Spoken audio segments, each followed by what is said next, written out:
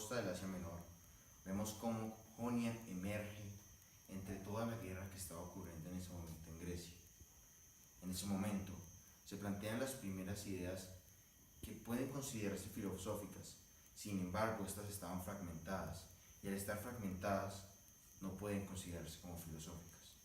Vemos cómo Homero plantea el heroísmo y la valentía como el tema central de sus obras La Odisea y la Ilíada. Vemos además cómo Hesíodo plantea en la cosmología esa versión pesimista de la historia.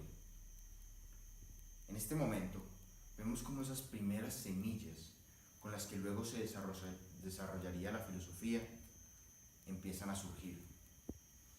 Pero el mar Egeo estaba en guerra, pero de la paz nació la filosofía. Luego de estas primeras ideas filosóficas vemos cómo en Tales, en Mileto, Tales desarrolla las primeras ideas filosóficas que estuvieron organizadas sistemáticamente. Tales lo que hizo fue pensar una visión general de lo que sería todo el pensamiento lógico en la Tierra. Intentó entender lo que ocurría en el mundo a través del pensamiento lógico, a través de la experimentación, a través de la observación, pero basándose en un raciocinio que no estuviera atado a ningún influjo de clase sacerdotal. Un raciocinio que le permitió a él desarrollar ideas que fueran más allá de lo que ya estaba estipulado, ideas que luego le permitirían al ser humano desarrollar su pensamiento como un ser capaz de razonar abstractamente.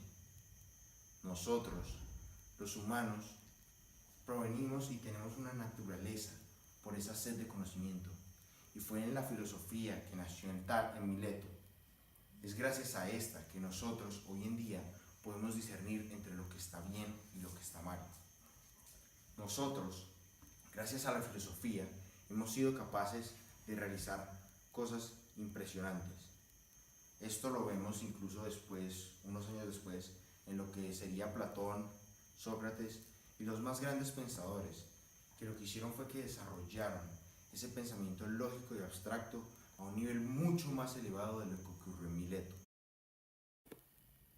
¿Por qué la filosofía se originó en Grecia?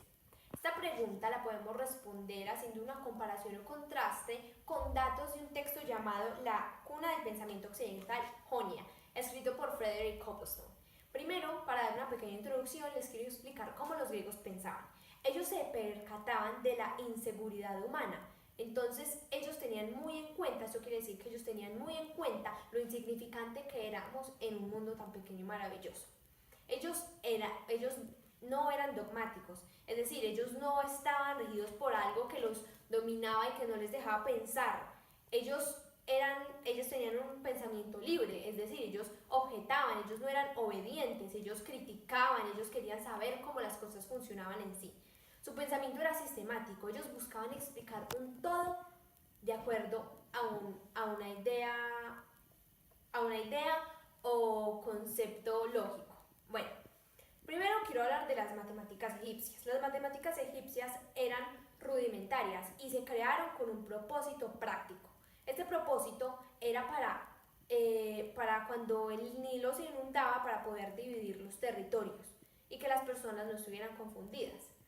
De alguna manera las matemáticas egipcias influenciaron a las griegas dándole las bases de geometría o aritmética para que ellos pudieran más adelante realizar una investigación científica más a fondo y poder descubrir ese idioma imaginario de los números.